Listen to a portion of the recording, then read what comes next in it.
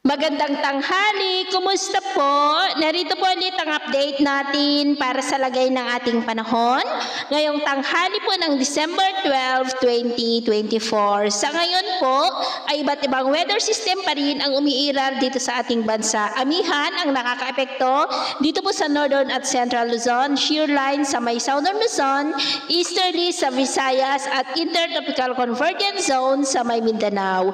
Ang amihan po ay malamig yan na hangin habang ang easterlies ay mainit po na hangin at ang shear line naman ay yung hangganan ng malamig na hanging amihan at mainit na easterlies at ang intertropical convergence zone naman po ay salubungan ng dalawang magkaibang hangin na mula po dyan sa northern at southern hemisphere. Ang ITZZ ay tinagurian po iyan na breeding ground ng mga sama ng panahon. Ang shear line at ITZZ po ay kapwa yan nagdudulot ng mga pag-uulan sa mga lugar kung saan po yan umiiral. At sa ating long range forecast, wala pa naman pong bagyo na nakikita na tatawid dito sa ating bansa for the next 3 to 5 days.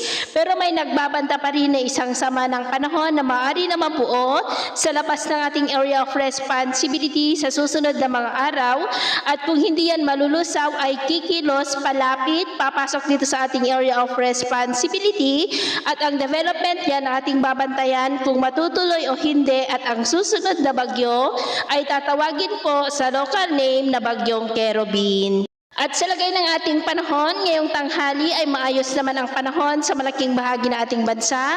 Pero may chance pa rin ng cloudy skies with isolated rain sa may Cordillera, Cagayan Valley, Calabarzon, Camarines Provinces, Catanduanes, Calapan, Palawan, Aklan, Bohol, Southern Leyte, Caraga at may malalakas na ulan sa ilang bahagi ng Davao Region at Sorsogon. At sa susunod po ng mga oras ay posible pa rin ang cloudy skies with isolated light to heavy rain sa ilang bahagi ng Northern Mindanao, Calabarzon, ilan pang bahagi ng Southern Luzon, Negros, Cebu, Bohol at Mindanao, kaya mag-ingat po tayo sa mga banta pa rin ng mapagbaha at pagguho ng lupa. At sa atin naman pong mga baybayin, iwasan na muna natin ang papalaot sa mga baybayin ng Isabela, Northern Seaboard ng Camarines Provinces, silangang baybayin ng Catanduanes at Eastern Samar Seaboard dahil ang mga alon dyan ay posible po na aabot hanggang sa 7 to 9 feet. Kaya hanggat maaari